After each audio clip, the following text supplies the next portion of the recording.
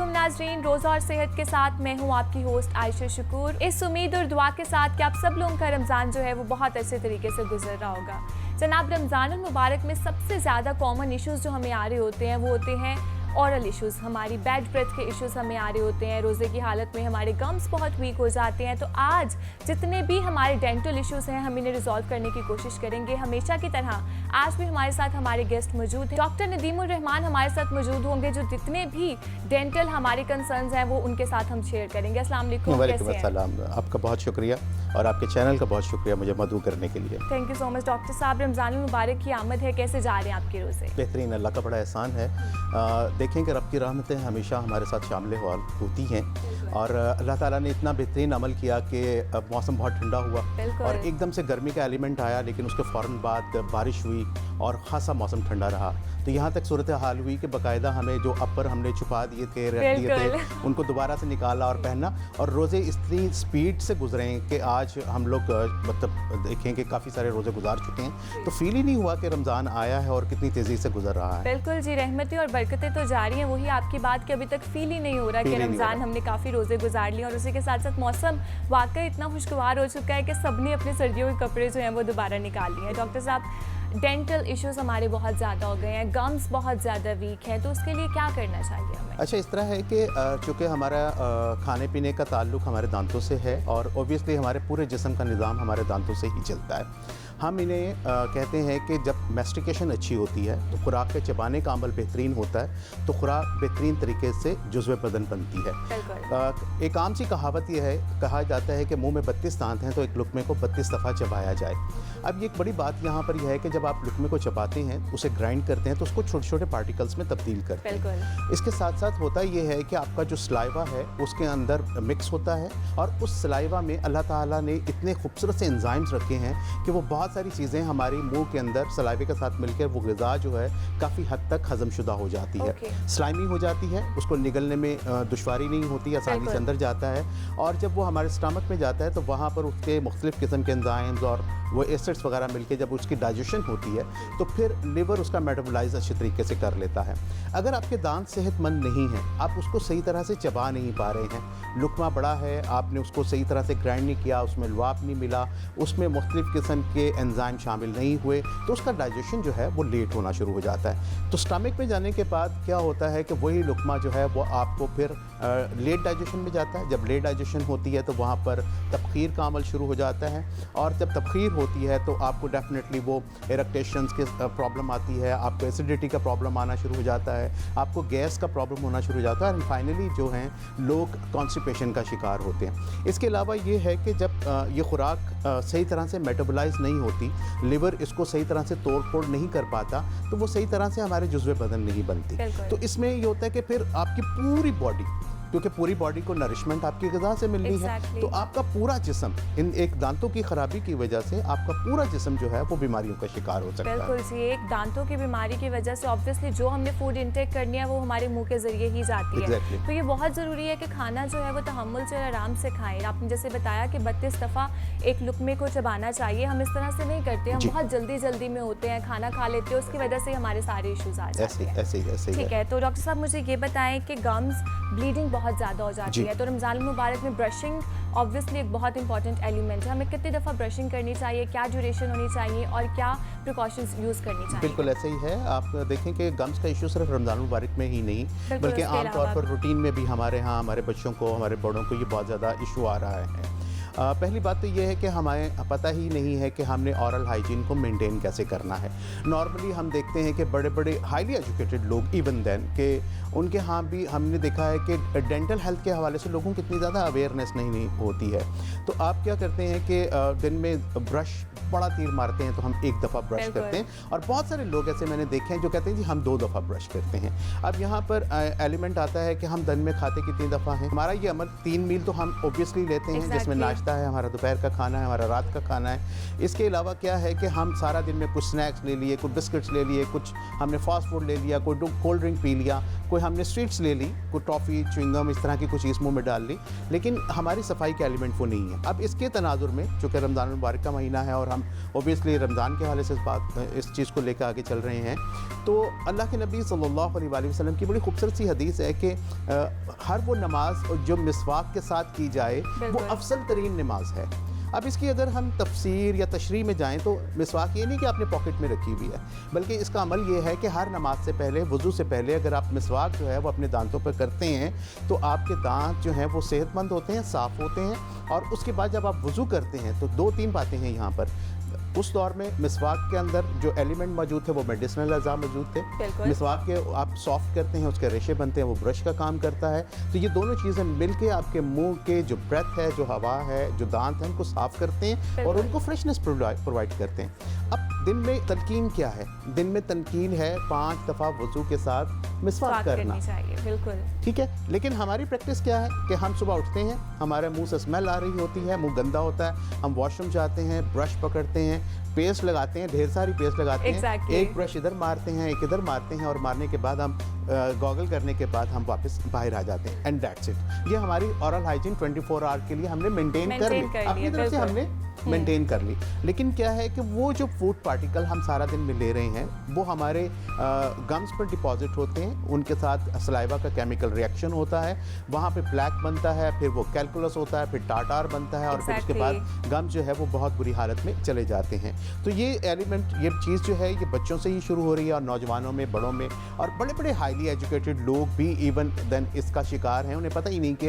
हमें oral hygiene किस तरह से मेंटेन करना है। फिर जब आप भूख की हालत में होते हैं, जब हम रोज़ा रखते हैं तो हमारे जो खाने पीने का अमल रुक जाता है और ये 12 से 14 घंटे के दरमियान का अमल है। तो उस दौरान में खाली पेट के साथ वैसे भी ओरल मतलब ब्रेथ होती है जो बड़ी गंदी सी स्मेल आना शुरू हो जाती है हमारे मुंह से। तो इसके मेंटेनेंस के लिए नमाज के साथ मिसवाक करना ये हमारे लिए एक रहनुमाई है। और मिसवाक है भी सुन्नत और उसी के साथ साथ उसमें नेचुरल ब्रिसल्स होते हैं, कोई आर्टिफिशियल चीजें भी नहीं है। बिल्कुल, लेकिन क्या है कि अगर हम इसको दूसरे तनाजुर में देखें तो हम चूँकि जिद्दत पसंदी की तरफ जा चुके हुए हैं। अल्लाह के नबी सल्लल्लाहु अलैहि वसल्लम ने खच्चरों पर, ऊँटों पर सफ़र किया, लेकिन हम आजकल गाड़ियों में सफ़र करते हैं। तो ये कोई ऐसी बात नहीं है कि आपके लिए मिसवाक ही ज़रूरी है। आप उसके मुतबादिल के तौर पर ब्रश ले सकते हैं, उसको पेस्ट लगा सकते हैं और उसके बाद आप अपने दांतों को ब्रश कर सकते हैं। अगर आप नहीं भी कर सकते, अगर आप मतलब थोड़ा सा कंफ्यूजन का शिकार हैं कि पेस्ट में थोड़ा सा टेस्ट होता है, जायका होता है, तो आप ये देखें कि मिसवाक में भी तो टेस्ट होता है, जायका होता है। लेकिन इसके साथ साथ क्या है कि अगर आप थोड़ा तरद्दुद करते हैं इस बारे में कि नहीं जी नहीं, तो फिर आप सादा ब्रश लेकर आप उसके साथ भी अपने दांतों को साफ कर सकते हैं। ये बहुत ज़्यादा कंफ्यूजन है कि आप रोज़े की हालत में ब्रशिंग कर सकते हैं या नहीं, तो इसमें आप क्या सजेस्ट? अच्छा, इस तरह है कि ये प्योरली चूँकि एक शरई मसला है तो इसके लिए मैं अपनी तरफ से तो कोई फतवा जारी नहीं करूँगा। लेकिन जितनी भी मेरे उलमा के साथ गुफ्तगू हुई है, इस हवाले से मैंने आपको हदीस का हवाला दिया है कि अल्लाह के नबी सल्लल्लाहु अलैहि वसल्लम की हदीस ये बड़ी वाज़ेह है और इसमें रमज़ान या रोज़ों के हवाले से इसमें उसको मना नहीं किया गया।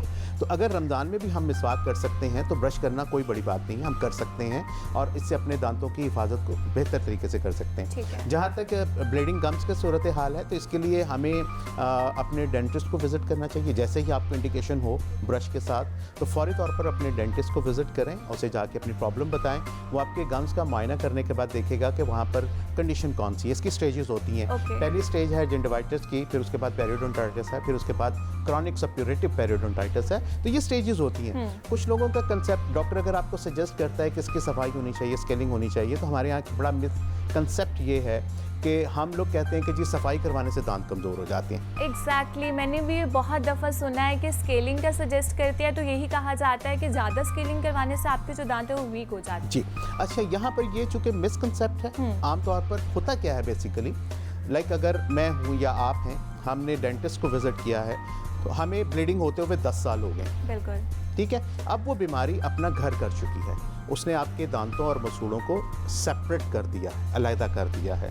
अब ये जब दांत और मसूड़े अलग अलग हो गए हैं, बोन का लॉस हो चुका होता है, तो उस सूरत में जब आप स्केलिंग करवाते हैं तो थोड़ा बहुत क्या सेंसिटिविटी का एलिमेंट आता ठीक है, है। आपकी मोबिलिटी का एलिमेंट आता है। तो लोग ये तसव्वुर करते हैं कि उस टाटार की वजह से वो थोड़ा जकड़े हुए थे, वो टाटार जब रिमूव हुआ है तो वहाँ पर फीलिंग ये आती है कि हमारे दांत पहले से ज़्यादा कमज़ोर हो गए हैं। लेकिन अल्टीमेटली क्या है, सेंसिटिविटी भी फील होती है, बिल्कुल उसमें ठंडा गर्म लगना भी ठीक है। आना शुरू हो जाता है। लेकिन अल्टीमेटली क्या है कि जब आप ट्रीटमेंट के बाद कुछ अरसे के लिए मेडिकेशन करते हैं तो आहिस्ता आहिस्ता वहाँ पर जो गम्स दांतों से सेपरेट हो चुके होते हैं वो अपना रिप्लेसमेंट करते हैं। गम हमारा एक ऐसा टिश्यू है जो ग्रो करता है, ठीक है, बढ़ता है, वो दोबारा से उसकी जो पहले डिटैचमेंट थी वो अब अटैचमेंट होना शुरू हो जाती है। तो जब अटैचमेंट होती है तो उनका जो पहले रेडिश कलर था वो पिंकिश में आना शुरू हो जाता है, और Aahista Aahista with the help of medication तो आप वहाँ पर जो मसूड़े हैं आपके हेल्दी होना शुरू हो जाते हैं और उनसे ब्लीडिंग गम जो है वो ख़त्म होता है और ये कंडीशन बेहतरी की तरफ लेके जाती है। लेकिन अगर एक कंडीशन ऐसी है जिसमें टू कंप्लीट बोन लॉस हो चुका है, मसूड़े बिल्कुल ज़्यादा स्पॉन्ज हो चुके हैं और वहाँ पर उस सूरत में दांत बहुत ज़्यादा हिल रहे हैं, तो यस वहाँ पर स्केलिंग करवाना थोड़ा सा प्रॉब्लम दे सकता है। तो लेकिन आपको हर 6 माह के बाद अपने डेंटिस्ट को विज़िट करना चाहिए। आपके दांत ख़राब हैं या नहीं हैं, आपके मसूड़े ब्लीड करते हैं या नहीं करते हैं, अपने डेंटिस्ट को ज़रूर विज़िट कीजिए ताकि आपके मसूड़ों की सेहत के बारे में वो आपको कॉन्शियस कर सकें। एग्जैक्टली ये बहुत इंपॉर्टेंट है डॉक्टर साहब। हम देखते हैं हम स्किन केयर पे इतना इन्वेस्ट कर लेते हैं, हम बालों की इतनी केयर कर लेते हैं, लेकिन एक डेंटल इश्यूज़ हमारे ऐसे हैं जिनको हमें बिल्कुल भी निगलेक्ट नहीं करना चाहिए। और आपने अभी बात की कि आफ्टर 6 मंथ्स रेगुलर चेकअप्स आपको ज़रूर करने चाहिए। बिल्कुल। तो क्या सीवियर कंडीशन हो सकती है, क्यों पेशेंट्स जो हैं या क्यों हमारी जो आवाम है वो इस तरफ नहीं जाती, इस तरफ जाने का रुझान ही नहीं है? अच्छा, सबसे पहली बात तो यही कि आती है कि हमारे यहाँ अभी तक ऑरल हाइजीन के हवाले से अवेयरनेस ही नहीं है। इसके लिए बहुत ज़्यादा ज़रूरी ये है कि स्कूल लेवल पर कोई भी प्रोग्राम, कोई भी बात, अगर आप किसी कौम को उसकी तरबियत करना चाहते हैं ना, तो आप स्कूल लेवल से आप उसकी तरबियत कर सकते हैं। मतलब पहली क्लास के बच्चे हैं, दूसरी क्लास के बच्चे हैं, आप उनके यहाँ डेंटल अवेयरनेस प्रोग्राम जो हैं वो शुरू करवाएं। हर स्कूल में ये होना चाहिए ताकि उन्हें पता हो कि हमने अपनी ऑरल हाइजीन जो है उसको किस तरह से मेनटेन करना है, अपने दांतों की, अपने मसूड़ों की हिफाजत किस तरह से करनी है। और बड़ी बात यह है कि इनकी अहमियत और अफादियत क्या है। बिल्कुल ठीक है। आप देखते हैं कि जापान में हम लोग सुनते भी हैं, पढ़ते भी हैं और देखते भी हैं कि वो बच्चों को अपनी इब्तदाई तालीम में सिर्फ इखलाकियात की और उनको कानून से आगाही की और लोगों के साथ बर्ताव और रवैयों की तरबियत देते हैं। तो ये क्या है कि वो एक ऐसी जनरेशन तैयार करते हैं जो जिनको बचपन से ही ट्रेन कर दिया जाता है कि आपने जब जवान होना है, आपने बड़े होना है, इस माशरे का हिस्सा बनना है, तो तब आपका कानून का इम्प्लीमेंटेशन आपका कैसा है, आपकी अपनी सेहत के हवाले से कितना आपने कॉन्शियस होना है और आपने अपनी पब्लिक के लिए, अपनी आवाम के लिए कितना कॉन्शियस होना है। तो इसकी सबसे पहली बात ये है कि आप स्कूल लेवल पर ऑरल हाइजीन के हवाले से अवेयरनेस प्रोग्राम ना सिर्फ ये है कि प्राइवेट सेक्टर में बल्कि गवर्नमेंट की सतह पर भी ये होना चाहिए, डेफिनेटली होना चाहिए कि वहाँ पर एक वीक रखा जाए जिसमें आपकी ऑरल हाइजीन को मेंटेन करने के लिए वहाँ पर लोगों को अवेयरनेस दी जाए। उस हवाले से मुख्तलिफ किस्म के प्रोग्राम्स किए जा सकते हैं। उसमें बच्चों को ब्रशिंग का मेथड बताया जा सकता है, केरियस से बचने के लिए कौन कौन सी फूड जो हैं फिजिबल हैं, कौन सी ममनू हैं, उनके बारे में उनको गाइड किया जा सकता है। तो इसमें अगर हम इस प्रोग्राम को इस तरह से कंडक्ट करेंगे तो ओबियसली ऐसा हो सकता है कि नौजवानी तक पहुंचते हुए और बुढ़ापे तक वो अपने दांतों को सही तरीके से मेंटेन करके रख सकें। एग्जैक्टली जी, अवेयरनेस यहाँ पर लैक कर रही है, तो जितनी ज़्यादा अवेयरनेस होगी उतने ज़्यादा लोग भी इस तरफ जाएंगे। डॉक्टर साहब मुझे ये बताएं, रोज़े की हालत में हम होते हैं, सलाइवा प्रोडक्शन हमारी उस तरह से नहीं हो रही होती तो ड्राइनेस बहुत हो जाती है, तो मुंह की ड्राइनेस के लिए क्या किया जाए? ओबियसली इसके लिए देखें फिर बात वही आ जाती है कि जो वज़ू का अमल है हमारा, और ये हम दिन में कम से कम 5 दफ़ा, और 5 दफ़ा वज़ू का मतलब ये है कि 3 दफ़ा आप अपने मुंह को वेट करते हैं, कुल्ली करते हैं अपने मुंह के साथ। और ये पानी जब आप मुंह के अंदर लेके जाते हैं तो वो जो रोज़े की हालत में ड्राइनेस है वो पानी उससे कमी काफ़ी हद तक पूरी कर देता है। अब हमारे मैकेनिज़्म क्या है कि हम जैसे ही कुछ चीज़ इवन देन कि हम खाने की चीज़ का नाम ले लें तो हमारे मुंह से सलाइवा जो है वो सिक्रेट होना शुरू हो जाता है, और पसंदीदा चीज़ का नाम सामने आ जाए तो और ज़्यादा सिक्रेशन जो है वो स्टार्ट हो जाती है। तो पहला तो यही है कि आप किसी के सामने उसकी पसंदीदा खाने की चीज़ का नाम ले लें तो सलाइवा प्रोडक्शन हो जाएगी। ठीक हो गया। तो सेकंड एलिमेंट ये है कि आप चूँकि वज़ू करते हैं, वज़ू के लिए आप पानी मुंह में लेके जाते हैं, और जब पानी मुंह में जाता है तो ऑब्वियसली उसके साथ सलाइवा की प्रोडक्शन भी जो है वो शुरू हो जाती है। तो इसलिए मुंह आप वज़ू करें और सेहतमंद रहें। ठीक है, लेकिन सारो इफ्तार सहरी में कोई ऐसी हम डिश ले लें या कोई ऐसी इंग्रेडिएंट या कोई ऐसा फूड जिससे भी फ़र्क पड़ सकता है? अच्छा, इस तरह से है कि कुछ ऐसी चीज़ें हैं लाइक जैसे हम चाय बहुत ज़्यादा पीते हैं, बिल्कुल। तो चाय जो है वो डेफिनेटली सलाइवा की प्रोडक्शन को थोड़ा कम करती है और वो तब खुश्की पैदा करती है। तो इस तरह से है कि आप वाटर इनटेक जितना ज़्यादा करेंगे ना, वो आपके सलाइवा प्रोडक्शन में उतना ज़्यादा बेहतरीन मावन साबित हो सकता है। ठीक हो गया जी। डॉक्टर साहब मुझे ये बताएं कि दांतों की पिलाहट बहुत ज़्यादा हो जाती है, वही आपने बात की हमें स्केलिंग रेगुलर करवानी चाहिए, तो इसका कोई नेचुरल इंग्रेडिएंट कोई है, कुछ ऐसा कोई हम चीज़ यूज़ कर ले जिससे फ़र्क पड़े, या फिर हमें डेंटल ट्रीटमेंट्स की तरफ ही जाना पड़े? जी, मैं डेफिनेटली आपको इसके बारे में बताना चाहूँगा। ये भी एक बड़ा मिसकंसेप्ट है हमारे यहाँ कि हमारे दांत पीले हैं। ठीक है। दांतों का साफ़ होना बहुत ज़्यादा ज़रूरी होता है। दांतों का पीला या सफ़ेद होना ज़रूरी नहीं होता। इसके लिए ये बात समझें कि जो दुनिया की मुख्तलिफ रेसेस हैं, जो नस्लें हैं, लाइक हम यूरोपियंस के रहने वाले लोग हैं, अफ्रीकन्स हैं, हम एशियंस हैं, हर जो कम्युनिटी है उनके अपने डेंटल शेड्स हैं। एग्जैक्टली। ठीक है। अच्छा, इसमें कलर कम्प्लेक्शन भी बड़ा मैटर करता है। आप जितने फेयर कलर के होंगे, आपके दांतों का जो डेंटिन कलर है वो उतना डार्क होगा। बिल्कुल। और जितने आप ब्लैकिश हैं, मेलानिन आपके स्किन में बहुत ज़्यादा है, बहुत ज़्यादा मेलानिन और स्किन डार्क है, तो आपके दांत उतने ही ज़्यादा वाइट होंगे। इसके लिए ज़्यादा ज़रूरी है कि आप के दांतों का साफ और सेहतमंद होना ज़्यादा ज़रूरी है एज़ कम्पेयर कि आपके दांत पीले हैं या सफ़ेद हैं। आप देखते हैं कि बहुत ही ज़्यादा वाइट कम्प्लेक्शन के लोग अगर अपने दांतों को वाइट करवा लेंगे तो आपको उनकी स्माइल जो है वो बड़ी अननेचुरल सी लगती है। लेकिन जो बहुत फेयर कलर के लोग होते हैं उनके अगर नेचुरल शेड्स हैं, जिनमें हमारे यहाँ मतलब जो ये थोड़ा सा ब्राउनिश शेड में आते हैं, हमारे एशियंस के जो दांत हैं उनमें हम लेते हैं कि A1, A2 और A3 ये सीरीज़ है हमारी। इन सीरीज़ में जब दांत आते हैं तो हमारे अगर ये 3, 5, A4 तक भी चले जाएं दांत तो नो मैटर एट ऑल, लेकिन इनका साफ होना सबसे ज़्यादा ज़रूरी होता है। ठीक है जी, तो सफाई सबसे ज़्यादा मैटर करती है। सफाई सबसे ज़्यादा मैटर करती है। ठीक है डॉक्टर साहब, मुझे ये बताएं कि लोगों को ये भी बहुत कन्फ्यूजन रहती है कि कौन से ऐसे ट्रीटमेंट्स हैं जो हम रोज़े की हालत में करवा सकते हैं और कौन से हैं जो नहीं करवा सकते।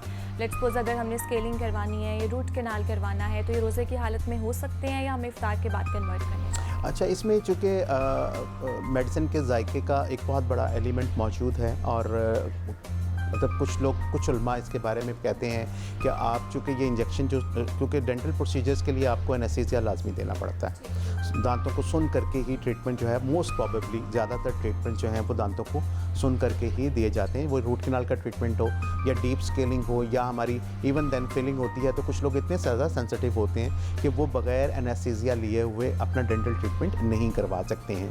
अब यहाँ पर यह है कि जो एनेस्थीसिया के लिए इंजेक्शन इंजेक्ट किया जाता है उसमें किसी किस्म की कोई नरिशमेंट मौजूद नहीं है। लाइक जैसे मल्टीविटामिन अगर हम लेते हैं तो वो एक ग़िज़ाइयत वाला इंजेक्शन होता है। तो कुछ उलमा का इसके बारे में थोड़ा सा इख्तिलाफ भी है। कुछ लोग कहते हैं कि हाँ, आप इससे एनेस्थीसिया इंजेक्शन को ले सकते हैं रोज़े की हालत में, और चूँकि ये लगना ही ऑरल कैविटी में होता है और वहाँ पर अगर इसका एक ड्रॉप गिर जाता है तो वो ओब्वियसली अपना एक बिटर सा और कड़वा सा टेस्ट जो है वो भी मुंह में छोड़ता है। इसके डेंटल ट्रीटमेंट की जितनी मेडिसिन होती हैं बड़ी स्ट्रॉन्ग स्मेलिंग होती हैं, तो वो भी आप फील कर सकते हैं। तो इसलिए डेंटल ट्रीटमेंट के हवाले से जो एक कॉन्शियस बात ये है कि वो रोज़े की हालत में आप ये ट्रीटमेंट से थोड़ा अवॉइड करें। लेकिन अगर आप मजबूरी है, पेन बर्दाश्त नहीं हो रही, तो ऑब्वियसली फिर वहाँ पर रुख्सत मौजूद है कि अगर आप बीमार हैं तो आप रोज़ा छोड़ सकते हैं। तो रोज़ा छोड़कर आप कोई भी डेंटल ट्रीटमेंट जो है उसको ले सकते हैं। ठीक हो गया जी। डॉक्टर साहब ये बताएं कि बैड ब्रेथ के लिए हमें ब्रशिंग के साथ साथ कहा जाता है कि इलायची खा लेनी चाहिए, इलायची से भी फ़र्क पड़ता है, तो वो कितनी इफेक्टिव होती है या उसके भी कोई साइड इफ़ेक्ट्स होते हैं? अच्छा, इस तरह है कि जो हमारी हेरिटोसिस है जिसको हम बैड ब्रेथ कहते हैं, ये एक ऐसा एलिमेंट है हमारे आम लोगों को भी नहीं पता होता।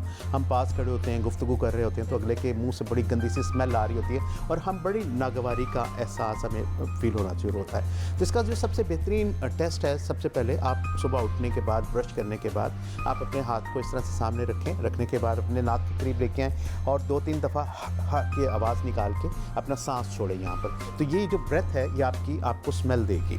अगर तो ये बैड स्मेल दे रही है तो उसके लिए हमारे पास 2-3 चीज़ें हैं। सबसे पहले अपने डेंटिस्ट को विजिट करें और देखें कि होता ये है कि हमारे दांतों के दरमियान खला पैदा हो जाता है। वहाँ पे जो फूड डिपॉजिट होता है वो फूड डिपॉजिट होने के बाद प्यूरिफाइड होता है। वो जब गलना सड़ना शुरू होता है तो फिर वो वहाँ पर वो बैड स्मेल देता है। तो वो हमारी सांस के साथ वो बैड स्मेल जो है वो मिलकर लोगों को फील होना शुरू हो जाती है। दूसरा ये होता है कि जिन लोगों का स्टमक ख़राब होता है, उनके यहाँ कुछ एंजाइम्स की इम्बैलेंसिंग होती है, तो जिसकी वजह से स्टमक से उनकी जो स्मेल है वो उठती है और वो मुंह के रास्ते इस्तेमाल।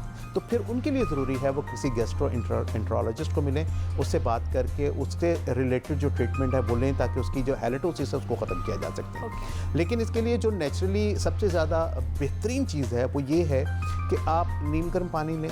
आप इतना गर्म पानी ले लें कि जो आपका हाफ ग्लास जो है वो और आपका मुंह उस गरमाइश को बर्दाश्त कर सके। बहुत ज़्यादा ठंडा भी नहीं है और बहुत ज़्यादा गर्म भी नहीं है, इतनी गरमाइश जो आपका मुंह उसको बर्दाश्त कर सके। उसके बाद आप हाफ टी स्पून या 1 टीस्पून जो है वो आप नमक का लें, उसको पानी के अंदर डालें। डालने के बाद आप उसको मिक्स करें अच्छी तरह से और मुँह में लेकर तो उसको गार्गल करना है, आपने उसको रिंस करना है। अब इसके लिए कैसे रिंस करना है कि आपने मुंह में पानी लेके तो उसको अपने पूरे मुंह में फिराना है। बिल्कुल, जैसे हम माउथ वॉश के साथ करते हैं तो वो आपके जो इंटरडेंटल स्पेसेस हैं उनसे क्रॉस कर जाए। वो जब वो क्रॉस कर जाता है तो क्रॉस करने के बाद वो क्या होता है कि वहाँ से जितने प्यूरिफाइड फूड होता है वो सारा एलिमिनेट हो जाता है, तो वहाँ पर आपका मुंह किसी हद तक साफ़ हो जाता है। इसके लिए आप कोई भी माउथ वॉश भी यूज़ कर सकते हैं। बाकी आपने इलायची का इस्तेमाल कहा तो ये एक मतलब आर्टिफिशियल कह लें या वक्ती तौर पर इसको टेम्परेरी एक अमल है कि आप अपनी स्मेल कुछ पाना चाहते हैं, किसी महफिल में जाते हैं तो आपने 2 इलायचीज़, इसके लिए आपको मुख्तलिफ़ किस्म की मार्केट में च्युइंगम्स भी मिल जाती हैं और इस तरह के माउथ स्प्रे भी मिल जाते हैं, तो आप ये भी यूज़ कर सकते हैं। लेकिन इसके मुस्तकिल हल के लिए डेफिनेटली विज़िट करें अपने डेंटिस्ट को और अपने किसी भी गैस्ट्रोएंटरोलॉजिस्ट को जो मैदे का डॉक्टर होता है उसे विज़िट करके अपनी प्रॉब्लम बताएं ताकि वो आपका प्रॉपर इलाज कर सकें और आप अपनी मुंह की बदबू से छुटकारा हासिल कर सकें। बिल्कुल जी, ताकि रूट कॉज तक आप पहुंच के उस ट्रीटमेंट का जो है वो हल करें। Thank you so much doctor साहब for giving us your time, it was lovely talking to you. उम्मीद करती हूँ आज जो आपको ज़बरदस्त टिप्स मिली हैं इनको आप यूटिलाइज करेंगे। इसी के साथ साथ रोज़ा और सेहत से मुझे दीजिए इजाज़त। अल्लाह हाफ़िज़।